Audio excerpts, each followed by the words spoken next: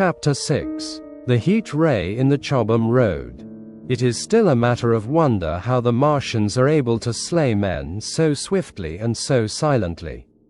Many think that in some way they are able to generate an intense heat in a chamber of practically absolute non-conductivity. This intense heat they project in a parallel beam against any object they choose, by means of a polished parabolic mirror of unknown composition, much as the parabolic mirror of a lighthouse projects a beam of light. But no one has absolutely proved these details. However it is done, it is certain that a beam of heat is the essence of the matter.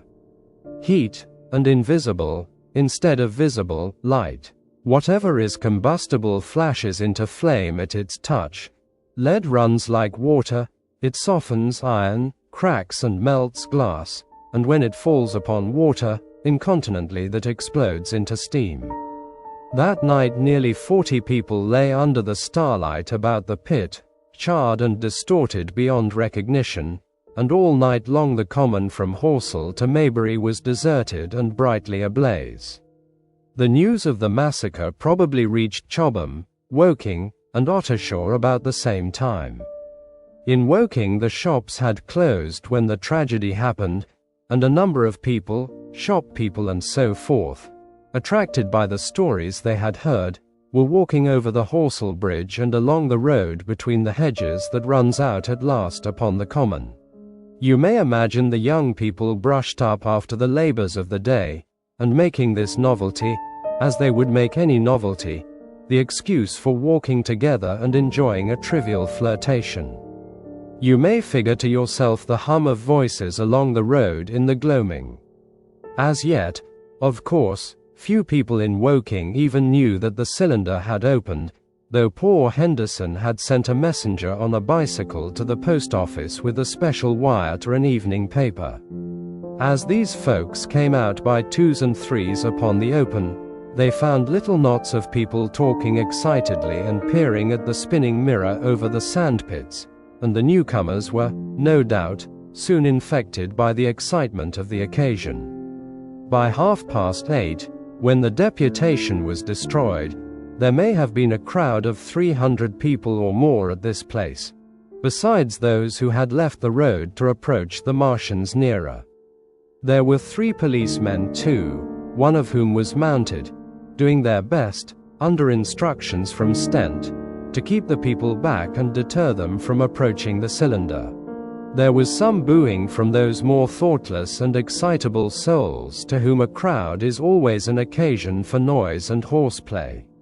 Stent and Ogilvy, anticipating some possibilities of a collision, had telegraphed from Horsell to the barracks as soon as the Martians emerged, for the help of a company of soldiers to protect these strange creatures from violence.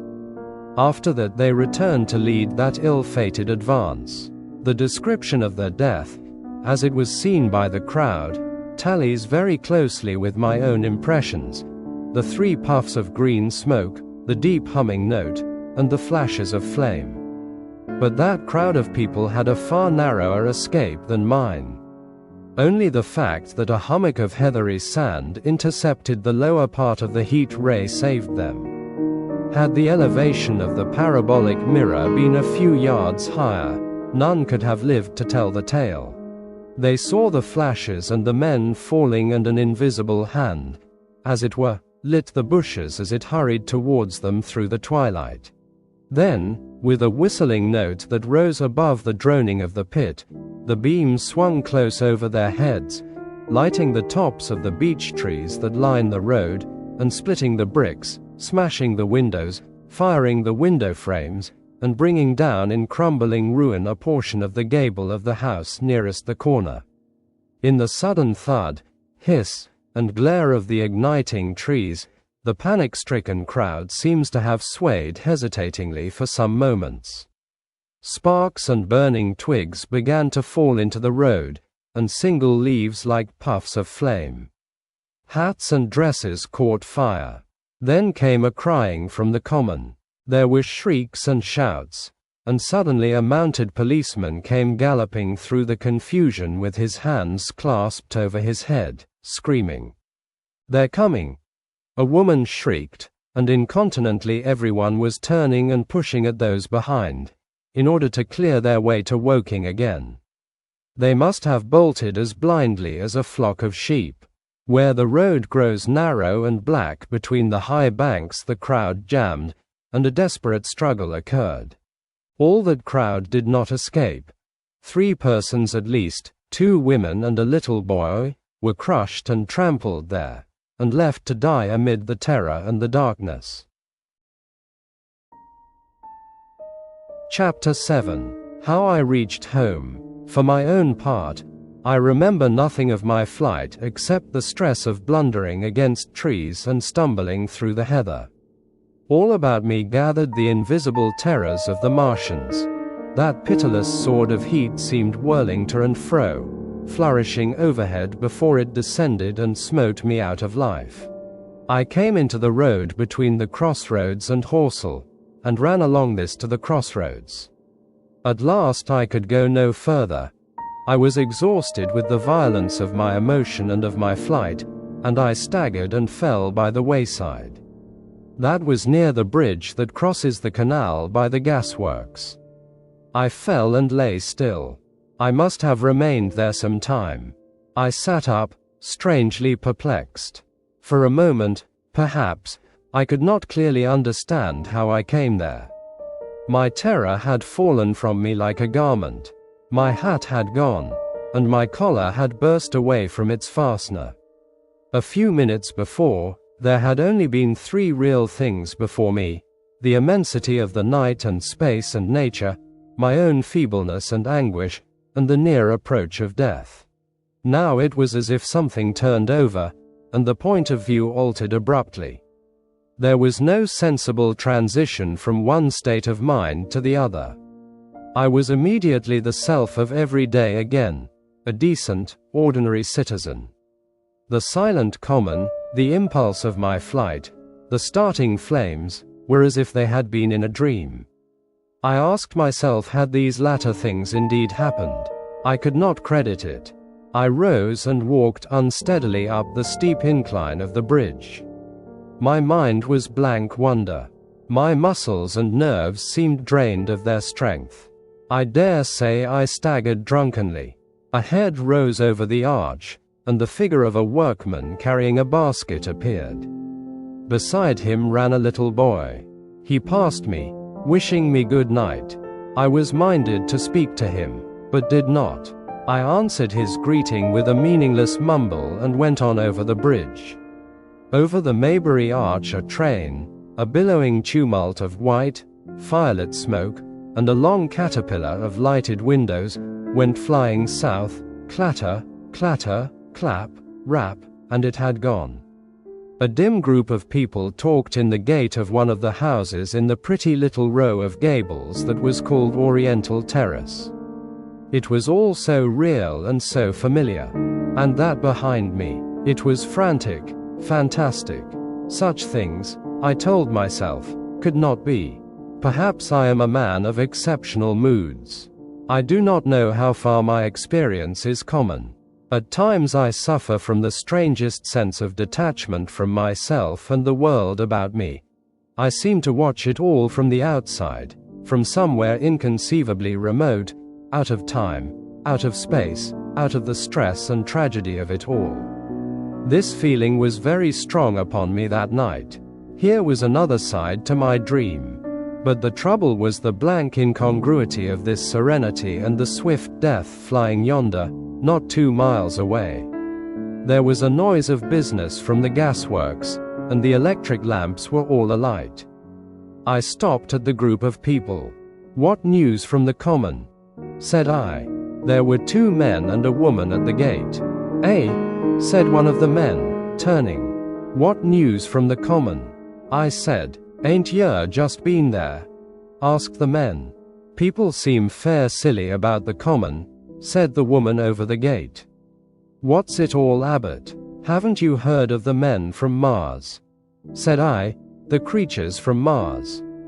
"Quite enough," said the woman over the gate. "Thanks," and all 3 of them laughed. I felt foolish and angry. I tried and found I could not tell them what I had seen. They laughed again at my broken sentences. "You'll hear more yet," I said, and went on to my home.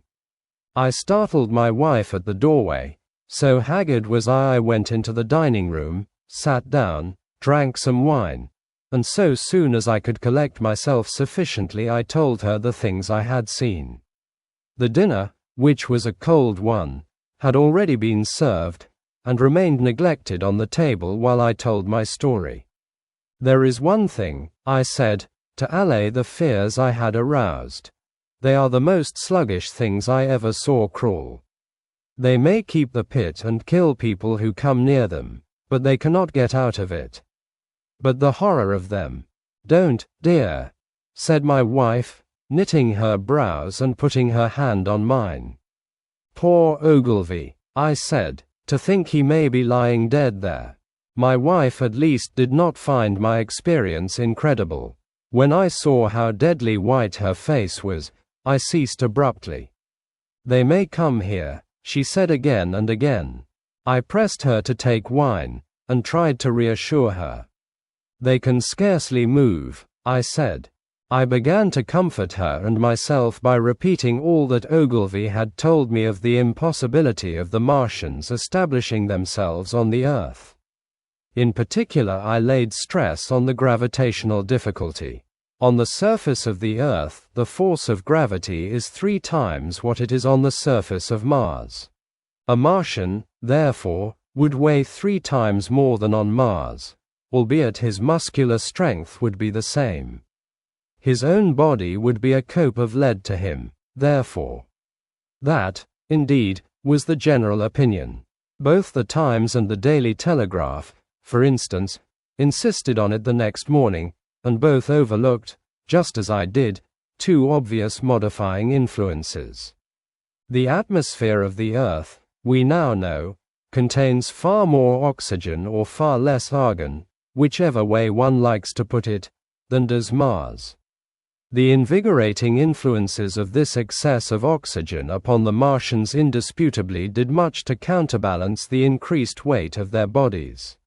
And, in the second place, we all overlooked the fact that such mechanical intelligence as the Martian possessed was quite able to dispense with muscular exertion at a pinch. But I did not consider these points at the time, and so my reasoning was dead against the chances of the invaders. With wine and food, the confidence of my own table, and the necessity of reassuring my wife, I grew by insensible degrees courageous and secure. "They have done a foolish thing," said I, fingering my wineglass. "They are dangerous because, no doubt, they are mad with terror. Perhaps they expected to find no living things, certainly no intelligent living things. A shell in the pit," said I, "if the worst comes to the worst, will kill them all." The intense excitement of the events had no doubt left my perceptive powers in a state of erethism. I remember that dinner table with extraordinary vividness even now. My dear wife's sweet, anxious face peering at me from under the pink lampshade, the white cloth with its silver and glass table furniture, for in those days even philosophical writers had many little luxuries, the crimson-purple wine in my glass, are photographically distinct. At the end of it I sat, tempering nuts with a cigarette, regretting Ogilvy's rashness, and denouncing the short-sighted timidity of the Martians.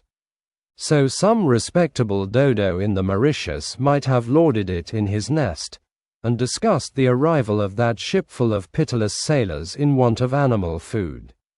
"We will peck them to death tomorrow, my dear."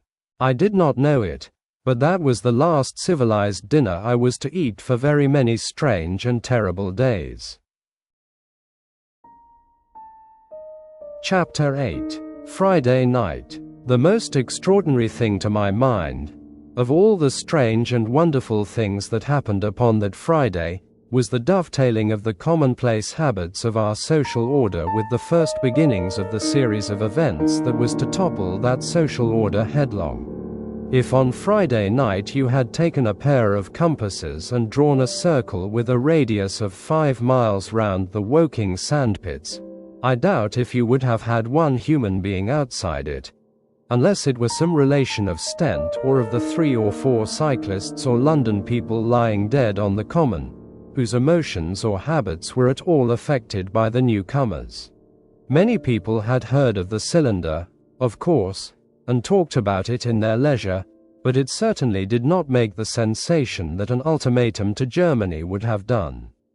In London that night, poor Henderson's telegram describing the gradual unscrewing of the shot was judged to be a canard, and his evening paper, after wiring for authentication from him and receiving no reply, "The man was killed," decided not to print a special edition.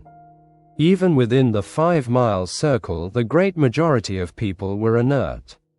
I have already described the behavior of the men and women to whom I spoke. All over the district people were dining and supping. Working men were gardening after the labors of the day, children were being put to bed, young people were wandering through the lanes love-making, students sat over their books. Maybe there was a murmur in the village streets, a novel and dominant topic in the public houses, and here and there a messenger, or even an eyewitness of the later occurrences, caused a whirl of excitement, a shouting, and a running to and fro.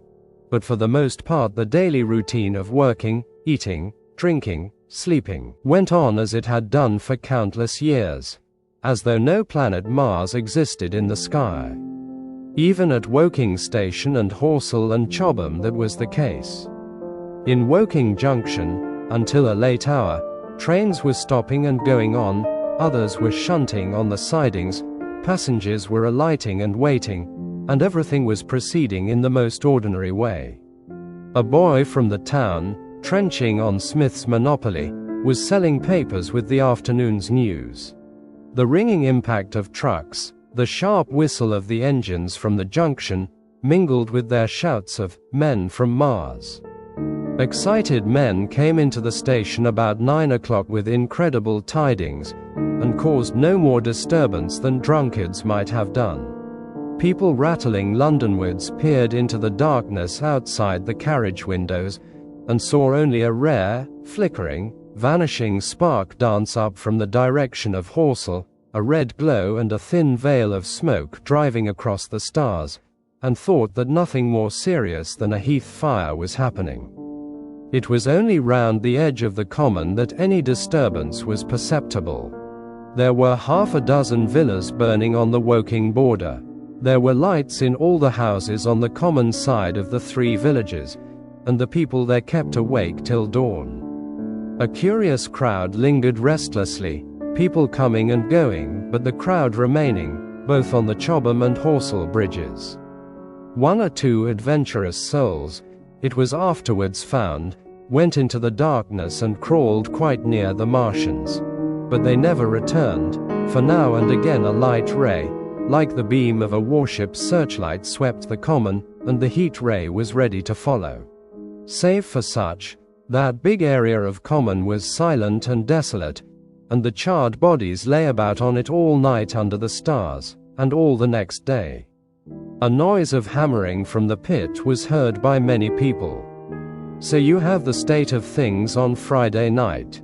In the center, sticking into the skin of our old planet Earth like a poisoned dart, was this cylinder.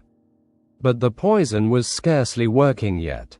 Around it was a patch of silent common, smoldering in places, and with a few dark, dimly seen objects lying in contorted attitudes here and there. Here and there was a burning bush or tree. Beyond was a fringe of excitement, and farther than that fringe the inflammation had not crept as yet. In the rest of the world the stream of life still flowed as it had flowed for immemorial years. The fever of war that would presently clog vein and artery, deaden nerve and destroy brain, had still to develop. All night long the Martians were hammering and stirring, sleepless, indefatigable, at work upon the machines they were making ready, and ever and again a puff of greenish-white smoke whirled up to the starlit sky.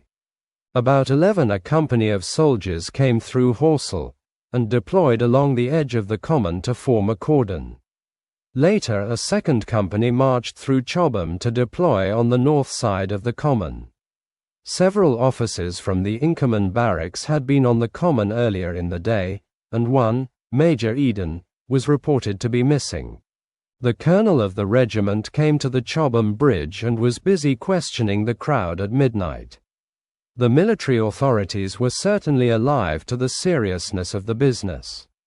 About 11, the next morning's papers were able to say, a squadron of hussars, 2 Maxims, and about 400 men of the Cardigan Regiment started from Aldershot. A few seconds after midnight the crowd in the Chertsey Road, Woking, saw a star fall from heaven into the pine woods to the northwest. It had a greenish color, and caused a silent brightness like summer lightning. This was the second cylinder. Chapter 9. The Fighting Begins. Saturday lives in my memory as a day of suspense.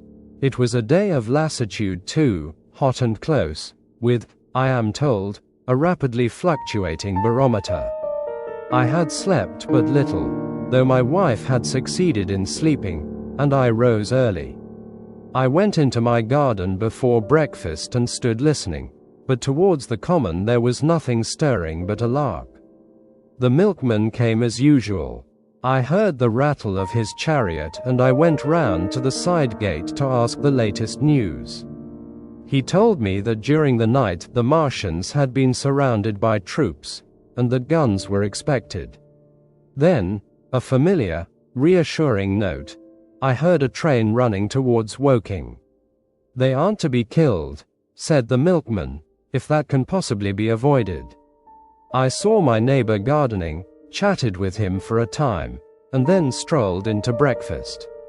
It was a most unexceptional morning. My neighbor was of opinion that the troops would be able to capture or to destroy the Martians during the day. It's a pity they make themselves so unapproachable, he said. It would be curious to know how they live on another planet. We might learn a thing or two. He came up to the fence and extended a handful of strawberries, for his gardening was as generous as it was enthusiastic. At the same time he told me of the burning of the pine woods about the Byfleet golf links.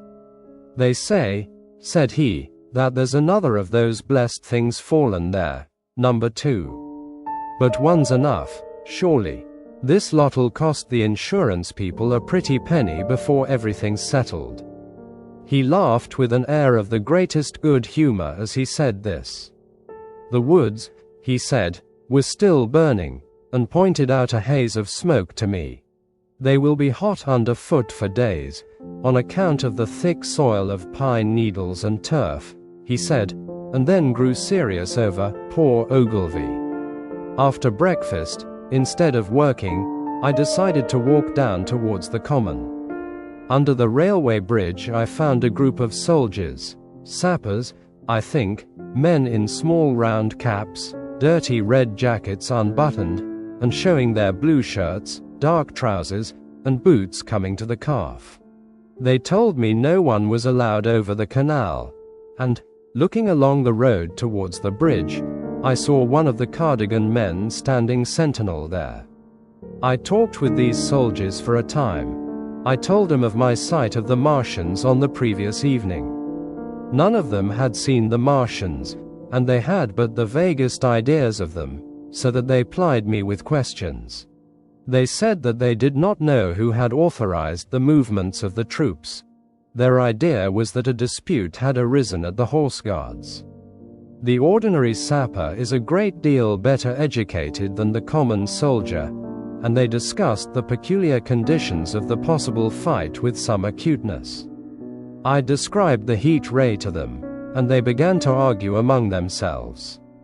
Crawl up under cover and rush, say I, said one. Get AHT, said another. What's cover against this? Air, eat. Sticks to cook yer, What we got to do is to go as near as the ground'll let us, and then drive a trench. Blow your trenches. You always want trenches. You ought to ha been born a rabbit snippy. Ain't they got any necks, then? Said a third, abruptly, a little, contemplative, dark man, smoking a pipe. I repeated my description. Octopuses, said he, that's what I calls, Talk about fishers of men, fighters of fish it is this time. It ain't no murder killing beasts like that, said the first speaker. Why not shell the darn things straight off and finish, said the little dark man. You can't tell what they might do. Where's your shells? Said the first speaker.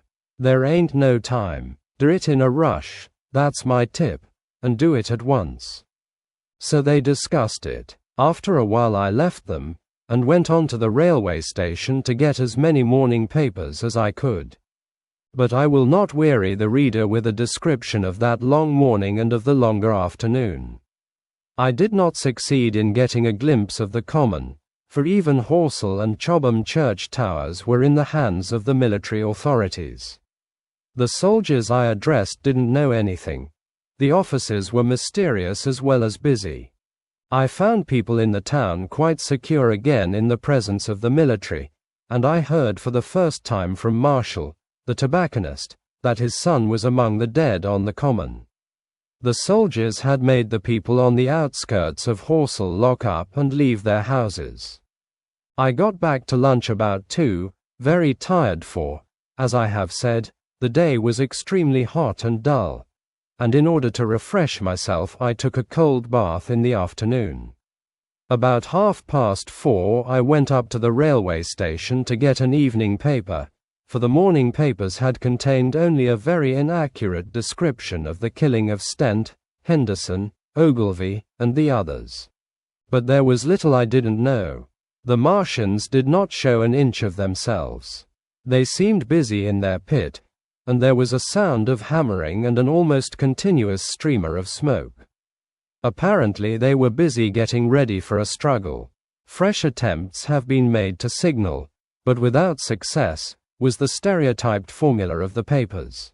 A sapper told me it was done by a man in a ditch with a flag on a long pole. The Martians took as much notice of such advances as we should of the lowing of a cow.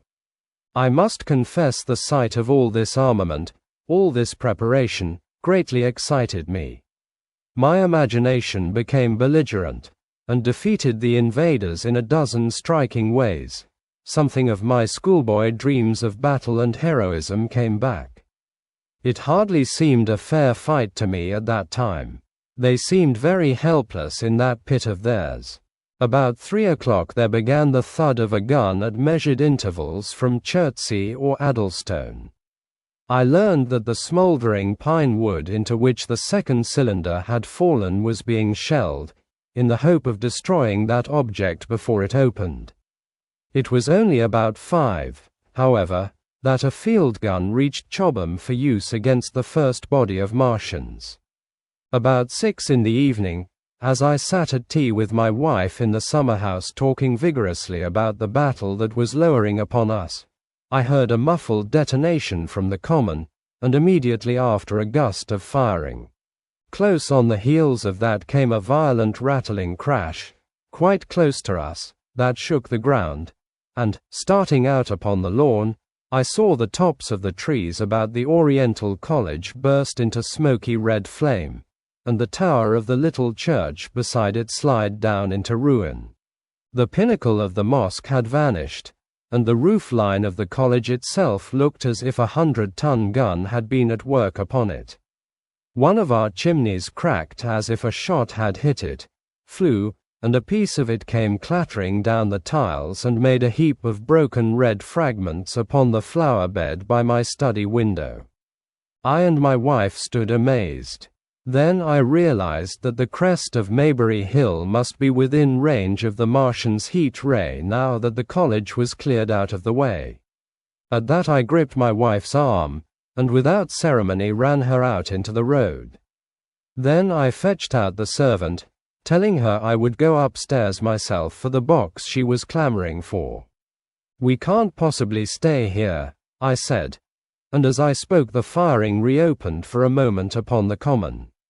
"But where are we to go?" said my wife in terror. I thought, perplexed. Then I remembered her cousins at Leatherhead. "Leatherhead!" I shouted above the sudden noise. She looked away from me downhill. The people were coming out of their houses, astonished. "How are we to get to Leatherhead?" she said. Down the hill I saw a bevy of hussars ride under the railway bridge. 3 galloped through the open gates of the Oriental College. 2 others dismounted, and began running from house to house. The sun, shining through the smoke that drove up from the tops of the trees, seemed blood-red, and threw an unfamiliar lurid light upon everything. "Stop here," said I. "You are safe here," and I started off at once for the Spotted Dog, for I knew the landlord had a horse and dog cart. I ran, for I perceived that in a moment everyone upon this side of the hill would be moving. I found him in his bar, quite unaware of what was going on behind his house. A man stood with his back to me, talking to him. "I must have £1, said the landlord, "and I've no one to drive it." "I'll give you 2, said I, over the stranger's shoulder. "What for? And I'll bring it back by midnight," I said. "Lord," said the landlord, "what's the hurry? I'm selling my bit of a pig. £2, and you bring it back.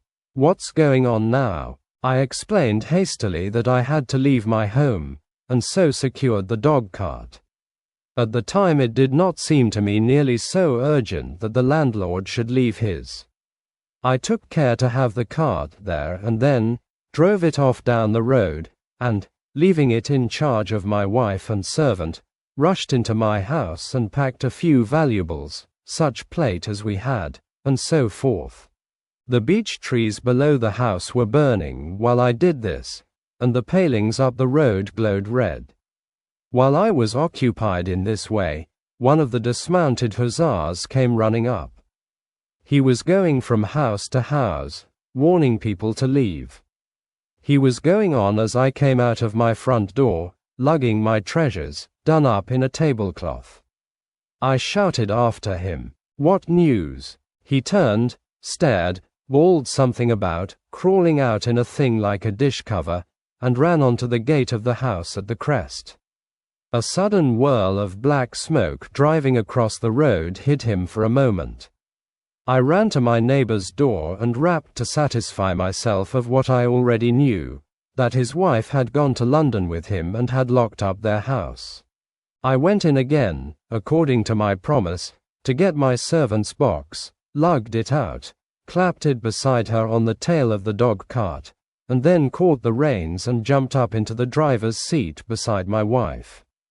In another moment we were clear of the smoke and noise, and spanking down the opposite slope of Maybury Hill towards Old Woking. In front was a quiet sunny landscape, a wheat field ahead on either side of the road, and the Maybury Inn with its swinging sign. I saw the doctor's cart ahead of me. At the bottom of the hill I turned my head to look at the hillside I was leaving. Thick streamers of black smoke shot with threads of red fire were driving up into the still air, and throwing dark shadows upon the green treetops eastward.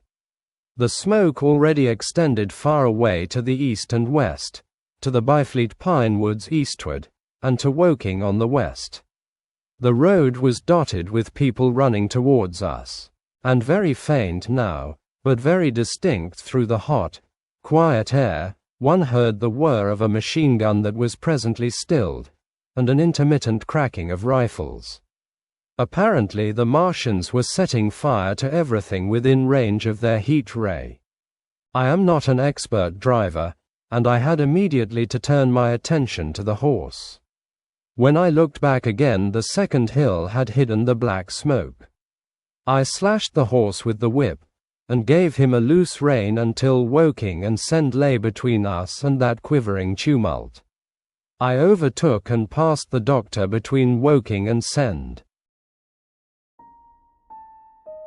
Chapter 10. In the Storm. Leatherhead is about 12 miles from Maybury Hill. The scent of hay was in the air through the lush meadows beyond Purford, and the hedges on either side were sweet and gay with multitudes of dog roses. The heavy firing that had broken out while we were driving down Maybury Hill ceased as abruptly as it began, leaving the evening very peaceful and still. We got to Leatherhead without misadventure about 9 o'clock, and the horse had an hour's rest while I took supper with my cousins and commended my wife to their care. My wife was curiously silent throughout the drive, and seemed oppressed with forebodings of evil. I talked to her reassuringly, pointing out that the Martians were tied to the pit by sheer heaviness, and at the utmost could but crawl a little out of it, but she answered only in monosyllables. Had it not been for my promise to the innkeeper, she would, I think, have urged me to stay in Leatherhead that night. Would that I had. Her face, I remember, was very white as we parted. For my own part, I had been feverishly excited all day. Something very like the war fever that occasionally runs through a civilized community had got into my blood, and in my heart I was not so very sorry that I had to return to Maybury that night. I was even afraid that that last fusillade I had heard might mean the extermination of our invaders from Mars. I can best express my state of mind by saying that I wanted to be in at the death. It was nearly 11 when I started to return. The night was unexpectedly dark. To me, walking out of the lighted passage of my cousin's house, it seemed indeed black, and it was as hot and close as the day. Overhead the clouds were driving fast, albeit not a breath stirred the shrubs about us. My cousin's man lit both lamps. Happily, I knew the road intimately. My wife stood in the light of the doorway, and watched me until I jumped up into the dog cart. Then abruptly she turned and went in, leaving my cousins side by side wishing me good hap. I was a little depressed at first with the contagion of my wife's fears, but very soon my thoughts reverted to the Martians. At that time I was absolutely in the dark as to the course of the evening's fighting. I did not know even the circumstances that had precipitated the conflict. As I came through Ockham, for that was the way I returned, and not through Send and Old Woking, I saw along the western horizon a blood-red glow, which as I drew nearer, crept slowly up the sky. The driving clouds of the gathering thunderstorm mingled there with masses of black and red smoke. Ripley Street was deserted, and except for a lighted window or so the village showed not a sign of life, but I narrowly escaped an accident at the corner of the road to Purford, where a knot of people stood with their backs to me. They said nothing to me as I passed. I do not know what they knew of the things happening beyond the hill, nor do I know if the silent houses I passed on my way were sleeping securely, or deserted and empty, or harassed and watching against the terror of the night. From Ripley until I came through Purford I was in the valley of the Wey, and the red glare was hidden from me. As I ascended the little hill beyond Purford Church, the glare came into view again, and the trees about me shivered with the first intimation of the storm that was upon me. Then I heard midnight pealing out from Purford Church behind me, and then came the silhouette of Maybury Hill, with its tree-tops and roofs black and sharp against the red. Even as I beheld this, a lurid green glare lit the road about me and showed the distant woods towards Addlestone. I felt a tug at the reins. I saw that the driving clouds had been pierced as it were by a thread of green fire, suddenly lighting their confusion and falling into the field to my left. It was the third falling star. Close on its apparition, and blindingly violet by contrast, danced out the first lightning of the gathering storm, and the thunder burst like a rocket overhead. The horse took the bit between his teeth and bolted. A moderate incline runs towards the foot of Maybury Hill, and down this we clattered. Once the lightning had begun, It went on in as rapid a succession of flashes as I have ever seen. The thunderclaps, treading one on the heels of another and with a strange crackling accompaniment, sounded more like the working of a gigantic electric machine than the usual detonating reverberations. The flickering light was blinding and confusing, and a thin hail smote gustily at my face as I drove down the slope. At first I regarded little but the road before me, and then abruptly my attention was arrested by something that was moving rapidly down the opposite slope of Maybury Hill. At first I took it for the wet roof of a house, but one flash following another showed it to be in swift rolling movement. It was an elusive vision, a moment of bewildering darkness, and then, in a flash like daylight, the red masses of the orphanage near the crest of the hill, the green tops of the pine trees, and this problematical object came out clear and sharp and bright. And this thing I saw, how can I describe it? A monstrous tripod, higher than many houses, striding over the young pine trees, and smashing 'em aside in its career. A walking engine of glittering metal, striding now across the heather, articulate ropes of steel dangling from it, and the clattering tumult of its passage mingling with the riot of the thunder.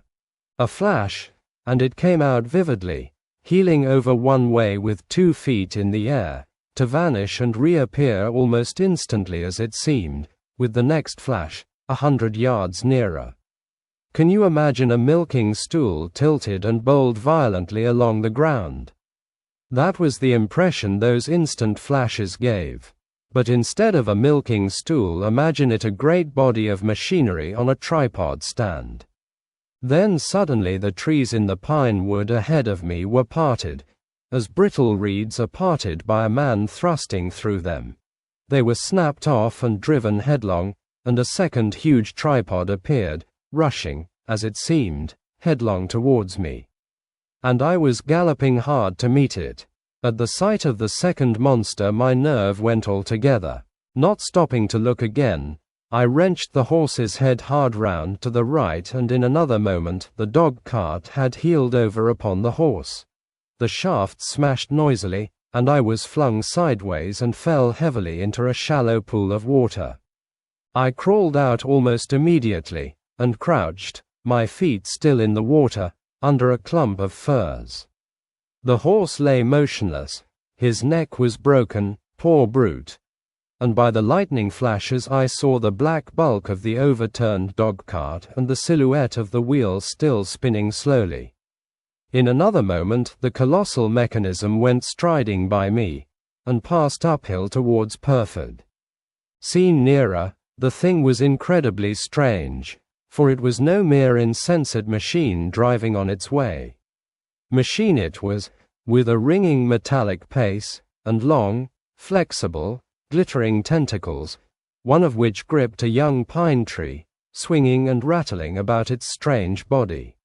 It picked its road as it went striding along, and the brazen hood that surmounted it moved to and fro with the inevitable suggestion of a head looking about. Behind the main body was a huge mass of white metal like a gigantic fisherman's basket, and puffs of green smoke squirted out from the joints of the limbs as the monster swept by me.